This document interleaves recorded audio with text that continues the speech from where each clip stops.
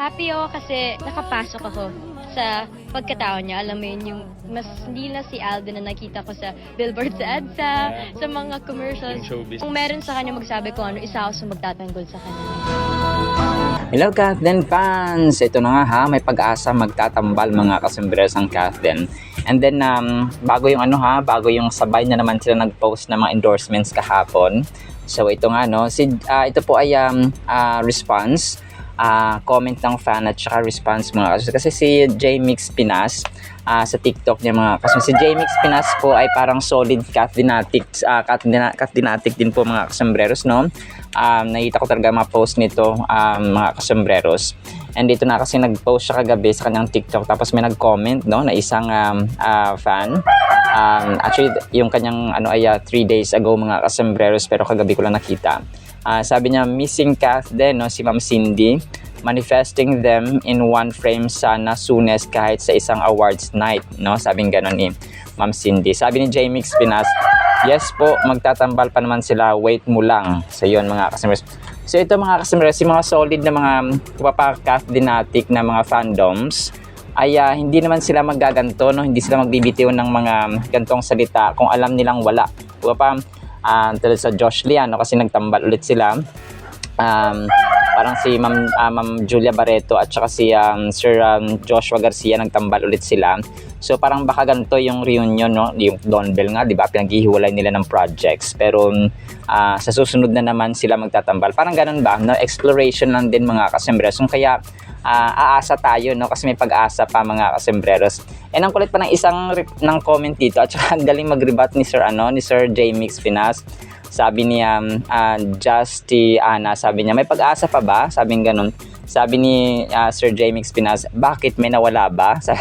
Kasi nga yung communication ng Kathleen mga kasembreros ay hindi na puputol even from the time after ng Hello Love Goodbye. Si Sir Alden nga nagsabi at nag-confirm nga na wala namang naputol yung communication nila yan doon pa rin. So team panatag tayo mga kasembreros.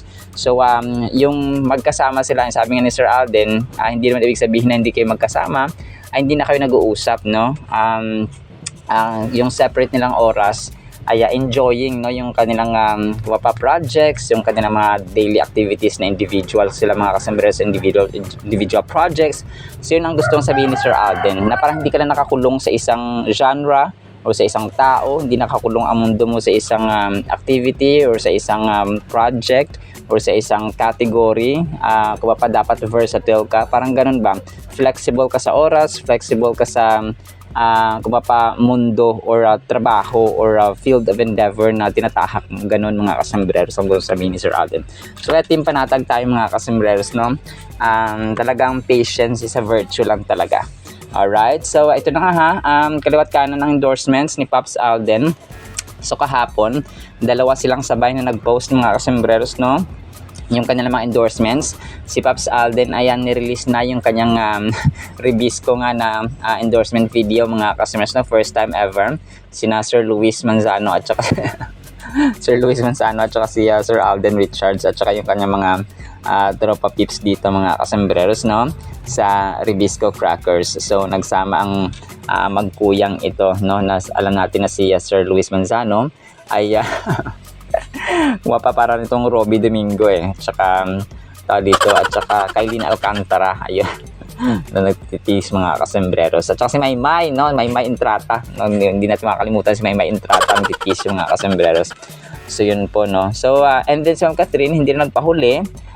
Yung consays niya kahapon ay in-upload din po mga kasembreros ito pala yung kinabibisihan niya. So baka yung na-post natin kahapon or kagabi na teaser na shoot ni Ma'am Catherine parang baka ito na yun mga kaso. Sobrang ganda ni Ma'am Catherine dito sa kanyang consays na bagong endorsement video. So parang nasa labas siya. Hindi ko alam kung ano to, baka baka hindi naman talaga siya lumabas baka lang siya edited mga kasembreros or a green screen kasi pwede na talagang ma-edit ngayon lahat mga kasembreros So pero sobrang ganda ng Catherine dito sa kanyang consays na premium na endorsement video. So sabay na naman sila mga kasembreros hindi naman tayo kunwari wala tayong narinig at saka nakikita mga kasembreros. And then hindi pa nagtatapos dyan kasi si Pops Alden, ang BDO niya kahapon ay nag-post din siya sa kanyang Facebook account ng mga teaser photos niya mga kasembreros. Sa BDO naman ito. So ito po ay mga kuha ni Pops Alden. Kunwari nasa car siya, tapos nagsi-cellphone mga kasembreros. Yung isa nasa higaan siya or nasa bedroom mga kasembreros, no? Sobrang cute at saka sobrang kulit ng inyong Pops Alden. So yung relo na gamit-gamit niya ay andito pa rin mga kasembreros. Ano kaya itong kape na ininom niya? Kasi pure black coffee talaga siya, no? Baka herba ito o parang kumaga pa medicinal siya, herbal coffee. Kasi marami na yun ng mga herbal coffee mga kasembreros eh. Kasi amazing barley, no? Part niya yata siya, no? Sina Sir Piolo Pascual at saka yung isang Koreano. Part sila ng amazing barley na product mga kasembreros. Pero iba-iba lang, parang may mga iba-ibang lasa or iba-ibang dito subcategory, parang ganun mga kasembreros. Ang peg ng ano na ito. And then ito si Ma'am Catherine, naku, kaliwat kanan talaga ito. Si Sir John Valle ay nag-post, no, ng kanyang Instagram story ng AIA na poster or billboard ni Ma'am Catherine, no? Grabe. Sabi niya dito, Bernardo Cath AIA Philippines mga kasembreros billboard. Hindi ko alam kung sa EDSA ito mga kasembreros yung kanyang billboard, no? Financial gains are also a flex. Rethink healthy. AIA. So ang ganda naman Catherine dito mga kasembreros, no? Para sa malayo, para siyang si ano, no, si Mga Salvador. No, mga kasembreros. So, parang nakita ko lang. So yun po, no, kaliwat kanan talaga sobrang blessed na blessed ang inyong Catherine mga kasembreros. And then ito mga kasembreros yung Instagram story pa ni Sir Alden. Yung mga yung mga kuha nila kahapon or kagabi sa Family Feud mga kasembreros. So live pala yun, no, yung Family Feud nila mga kasembreros. So yun nga, no, okay lang na talo sila mga kasembreros, ang mahalaga ay in-enjoy nila yung nagpapanalo kay Ma'am Marian Rivera yung ticket na kung ano na iwan mo, sobrang galit ka sa ticket, no. Kala nila wala, pero yun pala ang sagot mga kasembreros na last. So kasama niya sa team ay sina Zeus Collins, Das Richoy at saka si Kakay mga kasembreros. So sobrang kulit lang ng inyong Pops Alden. Let's go Team Red. Red. Kasi sa Ma'am Marian parang blue yata sila. So yun po mga kasembreros, no, sobrang kulit lang ng inyong Pops Alden. And then ito, sobrang kulit ng ginawa dito, no. Credit kay Sir Jepoy. Inedit niya. Pero ano pa to, yung time pa to na kumapa nung Lazada, no, 3 March 3. If I'm not mistaken, 2022 yata ito mga kasembreros na nila na ginawa. Yung kumapa, kasama pa yata dito si Ma'am Ann Curtis mga kasembreros. Sobrang taas ng heels niya yung Catherine dito, no. Pero yun po, kulay blue at saka kulay pink ang kanilang colors dito ng damit mga kasembreros.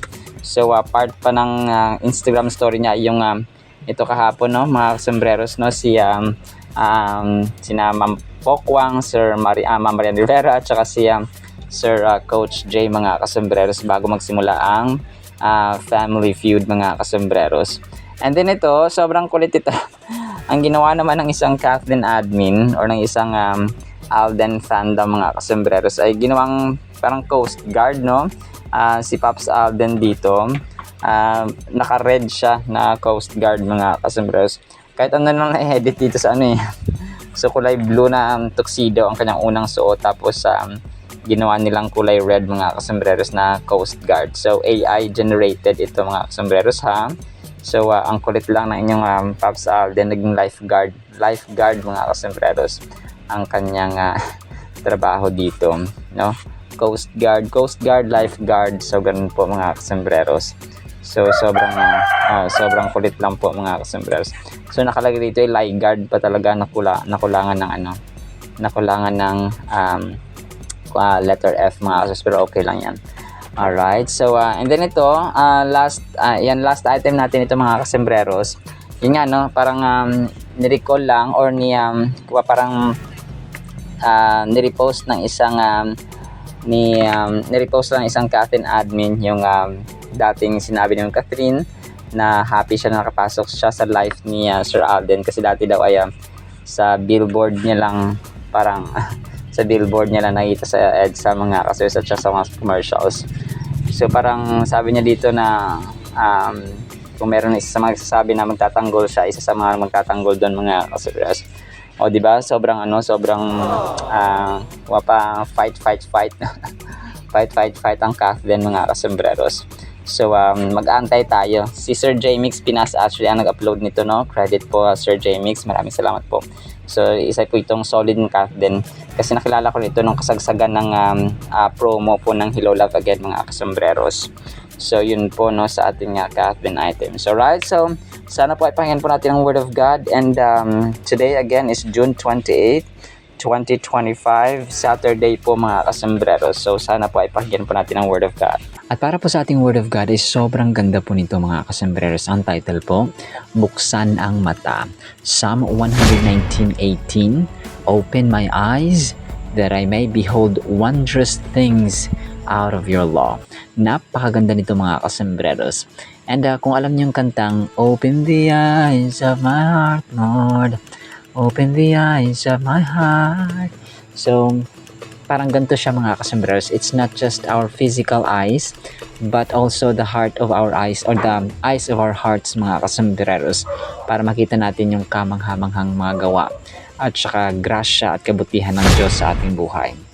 So, ang verse na ito ay patungkol, no, sa panalangin actually ito ni King David mga kasembreros, na buksan yung kanyang mga mata para maunawaan, no, at saka makita ang mga wonderful things and wonderful truths mga kasembreros na makita sa mga turo sa salita ng Panginoon, no, sa Holy Bible mga kasembreros, sa kanyang Holy Scriptures in His law in general. This powerful verse from Psalms 119:18 emphasizes the importance of seeking spiritual insight and understanding through God's Word. So ito yung sasabi natin na napakahalaga po na nagbabasa tayo ng Biblia, kasi nabubuksan yung ating knowledge, yung ating understanding, yung ating insight, yung ating mind mga kasembreros, no, yung ating isipan, kung gaano kadakila, kung gaano ka miraculous, kung kaano ka kamangha-mangha mga kasembreros ang mga bagay na dulot ng salita ng Panginoon mga kasembreros. So kung di kasi tayo nagbabasa, hindi natin alam na ginawa pala ni Lord to, kaya niya palang gawin to, ito pala yung pangako niya, ito pala yung pag-ibig niya, ito pala yung grasya niya, ito pala yung habag niya, ito pala yung awa niya, ito pala yung pagpapatawad niya, ganito pala katindi, ganito pala kabigat. So kapag hindi po tayo nagbabasa ng Biblia, ay magiging kumaga pa ignorant tayo, no, ng kanyang dakilang pag-ibig at saka yung mga bagay na nabanggit natin, and marami pa mga kasembreros, no, hindi mabilang-bilang. It is a prayer that asks for divine guidance and to comprehend the profound and life-changing truths found in the Scriptures or the Holy Bible. So yun nga, no, talagang dakila at saka yung divine guidance na sinasabi dito mga kasembreros para maunawaan natin yung life-changing truths. Ang tao, medyo mahirap talaga sila baguhin kapag hindi nila alam na makasalanan sila. Kapag hindi nila alam na kailangan palang may pagpapatawad tayong nagmumula sa Diyos. Pag hindi nila alam na yung katotohanan tayo ay kailangan ng tagapagligtas. At kapag namatay ang tao, wala tayong control sa ating kaluluwa, kundi ang Savior, ang Creator na lamang natin mga kasembreros ang may control, no, ang may power over our souls mga kasembreros. So these are profound life-changing truths actually, yung mga katotohanan na pwede kang baguhin, okay? Sa tao, halimbawa, di ba, yung anak mo mahirap baguhin. Kasi lumaki na, influensya na ng barkada, pag may mga desisyon na sila, hindi na sila pwedeng mautusan, hindi sila pwedeng parang yung pagtingin nila sa mga magulang nila, kontrabida, mahirap, no? Pero kapag gagamitin natin sila ng pag-ibig na nagmumula sa Biblia, and the Bible itself mga kasembreros may power na kaya mag-transform mga kasembreros ng mind, ng ugali, ng behavior ng isang tao. Naku po, no, it's really a perfect time para sa atin na tayo po ay magbuklat at saka invite sila sa church talaga, no? Kung may mga Christian church, talagang maganda mga kasembreros na ipa-attend sila mga kasus, because may power, may dating, at saka tuturuan talaga na magbiblia mga kasembreros at mahalin at sundin ang gospel mga kasembreros. So I'm a living testimony of it. Acknowledging the need for God to open our eyes highlights our human limitation to fully grasp the depths of God's wisdom in teaching without His intervention. So ito ay ina-acknowledge, no, ang verse nito, Psalm 119 verse 18 mga kasembreros, ay ina-acknowledge natin na kailangan natin ng Diyos na buksan ang ating mga mata para ma-highlight ba, para magbagyan ng spotlight yung ating pagiging limitado. Because human characteristics are limited mga kasembreros. Yung ating kakayahan, yung ating abilities, yung ating talents, yung ating isipan, may mga limits ito mga kasembreros. Walang perfecto kasi only God is perfect and only His words and His laws are perfect mga kasembreros. Kung kaya tinuturuan tayo na manalangin tayo na, Lord, buksan mo ang aking mga mata sa katotohanan, buksan mo ang aking mga mata ng aking puso, no? Open the eyes of my heart, no?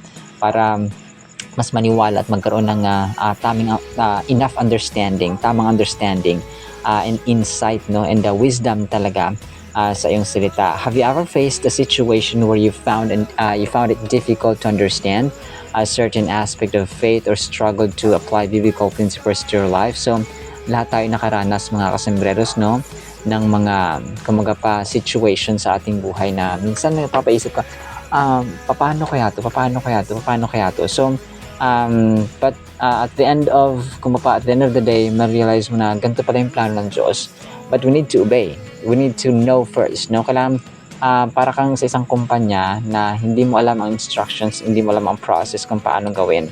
So you need manual. Okay? You need a manual. Parang kailangan mo ng guide mga kasembreros, and someone that will teach you and guide you what to do and what to process mga kasembreros. So we demonstrate our willingness to receive His enlightenment and allow Him to reveal the hidden treasures of wisdom within His Word by humbly asking God to open our eyes. So ganun mga kasus, kailangan mapagpakumbabang puso ang meron tayo kapag tayo po ay lumalapit sa Diyos, asking Him to open the eyes of our hearts so that we can have wisdom and understanding. It is a reminder of the transformative power of God's truth and the impact it can have on our lives when we approach it with a receptive heart and a teachable spirit. So, yung teachable spirit, napakaganda po nito mga kasembreros. Yung ating mga anak, yung ating nakakabatang kapatid, kung kahit na sino man na kaibigan natin, for example, or mga anak natin, kapag wala silang teachable spirit, kapag ayaw nilang magpaturo, nako, para kang nagdadalaiti na ayaw mong magpaturo, ayaw mong tigas talaga ng ulo mo. So, diba? So, kaya kailangan talaga sa isang mananampalataya, sa isang anak ng Diyos, kailangan may teachable spirit. So, what the Bible says, we follow, we obey mga kasus. Kasi, kahit na memorize natin yung Biblia, kung hindi naman natin sinusunod, ay useless din po mga kasembreros. And ang Psalms 119 verse 18 ay isang panalangin na nagre-resonate ba na we have to seek spiritual insight and understanding. So ang parang connected dito na verse mga kasembreros ay yung Ephesians 1:18 na kung saan ay sinabi ni Apostle Paul na yung panalangin niya for the enlightenment ng ating puso, ng mata ng ating puso, no, eyes of the heart mga kasembreros. So we see a common theme of seeking divine illumination. So kagaya sa 2 Corinthians 3:14-16 din po ay nagsasabi na yung veil, yung kurtina, yung harang ba, yung takip ay tinanggal or inangat mga kasembreros. Yung one turns to the Lord, emphasizing the transformative power of God's revelation. So meron talaga, as long as nandyan yung pusong willing matuto, pusong mapagkumaba, pusong pure, pusong mapagmahal, pusong willing sa Panginoon na tumanggap ng kahit ano mula sa Panginoon mga kasembreros, ay hindi imposible, no?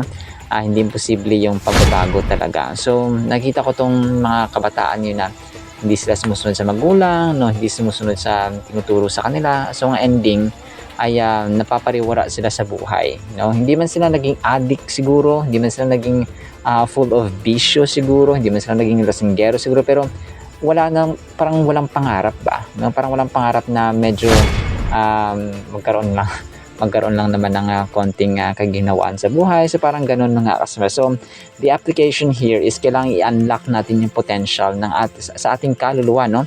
By diving into the treasured trove of wisdom found in God's Word. So ang salita talaga ng Panginoon, pag nagbasa ka ngayon, kunwari, no? Start ka sa Book of John or sa Psalms at saka sa Proverbs, mga kasama. Sige lang, no? Kapag may mga times na hindi mo maintindihan, sige lang, basa ka lang ng basa. Ako nung college na ako noon, basa ako ng basa sa Old Testament, wala akong maintindihan. Pero as time went by, kapag nagbabasa ka, para siyang binhi pala na pag naitanim, kapag lumipas na ang panahon, mamumunga at mamunga talaga siya, mga kasambres. Basta tuloy-tuloy lang yung pagbabasa natin sa Biblia. So, magulat na lang tayo na, ganito na pala, ganito pala. So, ganun po mga kasambres, no? I can surely testify, mga kasambreros, no? I'm a living testimony and a living proof po na talagang powerful ang salita ng Diyos. Alright, so naman po in the meantime, naman po ipagpalaan po tayo ng pag-ibig, pananampalataya at pag-asa, wisdom, and eyes that are open sa Panginoon at sa Kanyang salita. In Jesus' mighty name we pray, and everyone said amen and amen. See you sa next segment, mga kasambreros, and paalam po. I love you.